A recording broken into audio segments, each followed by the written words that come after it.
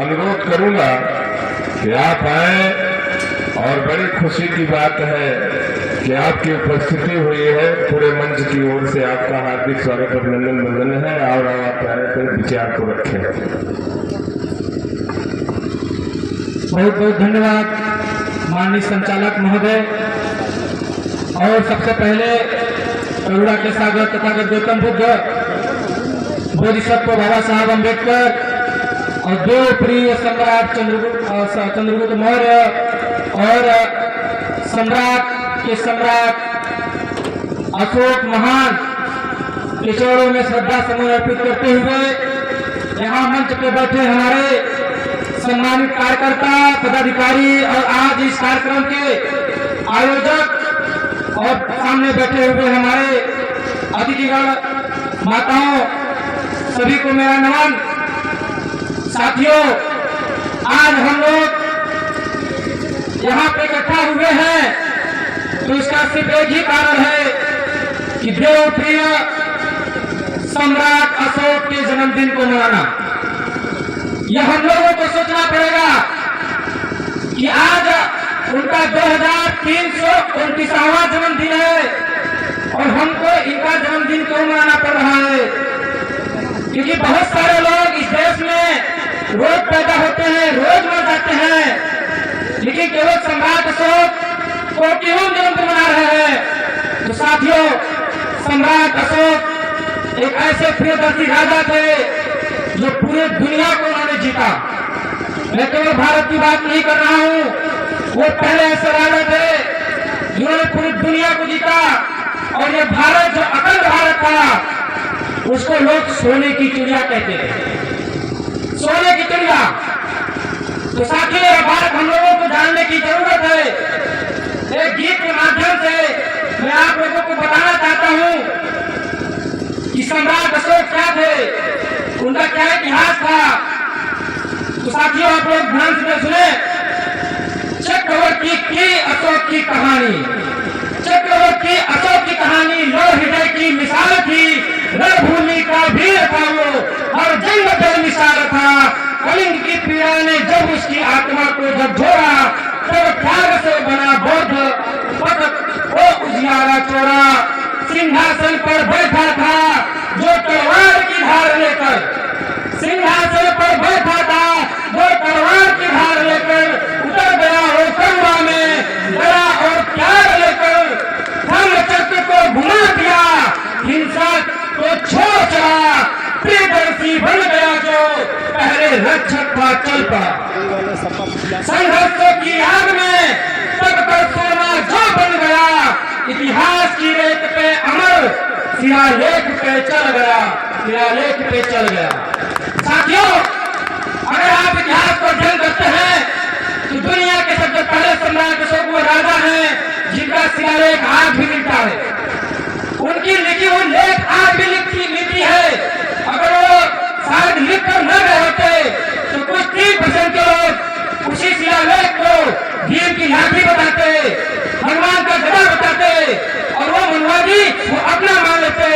लेकिन सम्राट अशोक जानते थे कि हमारे न रहने पे हमारे इतिहास का चोरी करेंगे, हमारे इतिहास को तोड़ मरोड़ के पेश करेंगे। इसीलिए उन्होंने शिलालेख लिखवा दिए, जिसकी वजह से हमको अपना सही इतिहास पता चला। वरना हम लोग को पता ही करता कि सम्राट अशोक जैसे मौर्य साम्राज्य को राजा था, तो हम लोगों को इतिहास पढ़ने की जरूरत है। आज सम्राट अशोक के कई नाम हैं, उनमें से एक देवप्रिय भी नाम है। अभी आप लोग देवप्रिय मतलब सोच रहे हो कि कोई देवता होगा, देवता की कोई प्रिय होगा, लेकिन साथियों, देवप्रिय जो देव कहते हैं वो तथागत गौतम बुद्ध को कहते हैं। गौतम बुद्ध के कई नाम हैं, तो देवप्रिय जो हुए थे वो कौन हुआ? सम्राट अशोक। इसलिए उनको देवप्रिय कहा जाता है, देवप्रिय सम्राट अशोक। यानी हम लोगों को साथियों इतिहास को अध्ययन करना होगा। जब तक हम इतिहास का अध्ययन नहीं करेंगे तब तक हमारे बीते हुए इतिहास को पता नहीं चलेगा और हमको आगे क्या करना है हमको जानकारी नहीं होगी। इसलिए हमारे महापुरुष कहते हैं कि जिस समाज को इतिहास की जानकारी नहीं होती है वो समाज कभी इतिहास नहीं बना सकता। तो हमें अपने इतिहास की जानकारी करनी होगी, इतिहास को जानकारी लेना होगा।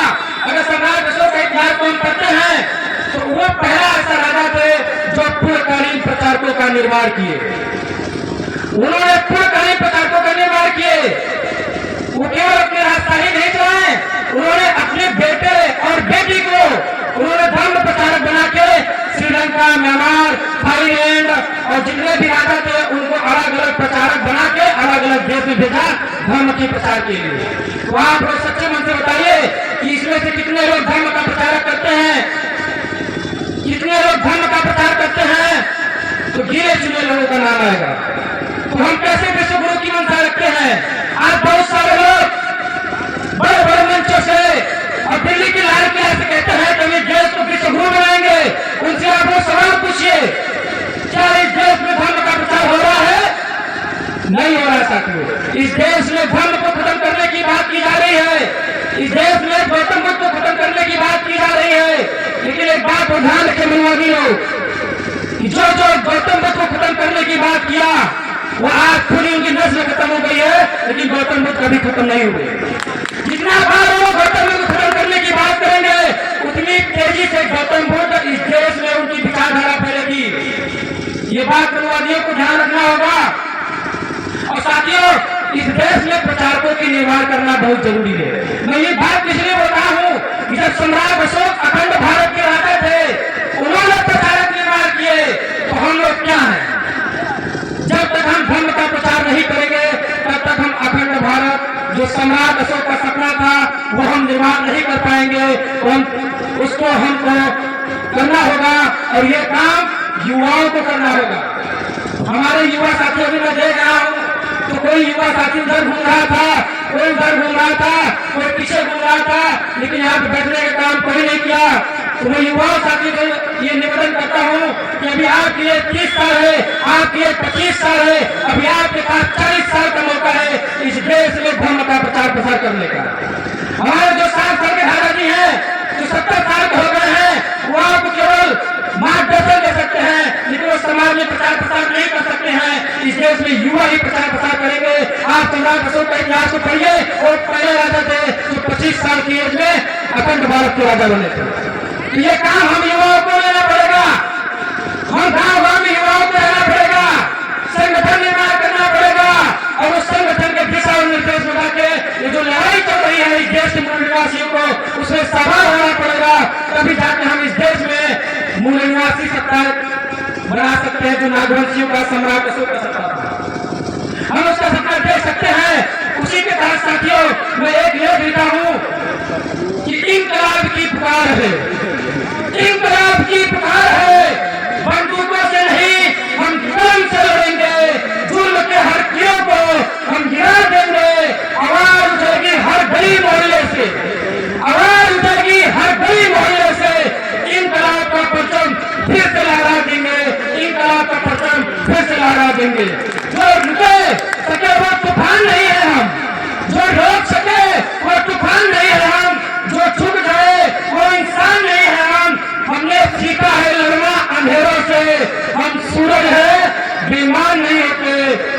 कभी चिंगारी कभी सोना बनेंगे, कभी चिंगारी कभी सोना बनेंगे। जुल्म के हर दायरे को हम लड़ेंगे। तुम हमें रोक सको ये मुमकिन नहीं है, तुम हमें रोक सको ये मुमकिन नहीं है। हम इंकलाब की नींव खुद ही लड़ेंगे, खुद ही लड़ेंगे। तो साथियों, आप लोगों को ये काम आप लोगों को करना होगा, कोई दूसरा करने वाला नहीं आएगा, क्योंकि लड़ाई आपकी है। मोहम्मद निशान साहब एक बात कहते हैं कि लड़ाई आपकी, समस्या बहुजन समाज की, समाधान अटल बिहारी नहीं होगा। समस्या हमारी, समाधान अटल बिहारी नहीं होगा। समस्या बहुजन समाज की है तो समाधान भी बहुजन समाज को करना होगा। तो आप लोग आज इस जन्मदिन के मौके पर आप लोग संकल्प कीजिए कि हम जब तक जिंदा रहेंगे तब तक धर्म का प्रचार करेंगे, मूल निवासियों को जोड़ने की बात करेंगे। क्योंकि तथागत गौतम बुद्ध ने भी कहा, चरक विचारिकम बहुजन हिताय बहुजन सुखाय, आदि कल्याण मध्य कल्याण अंत कल्याण। जो बात कल्याणकारी है उसका आप लोग प्रचार प्रसार कीजिए। जब ये बातें तथागत गौतम बुद्ध ने कहा, उन्होंने लगातार 90 साल तक चारिका किया, तो हम लोगों को करना पड़ेगा। हम लोग ही उनके उपासक माने जाते हैं। तो साथ ही हम लोग को जब तक हम लोग प्रचार प्रसार नहीं करेंगे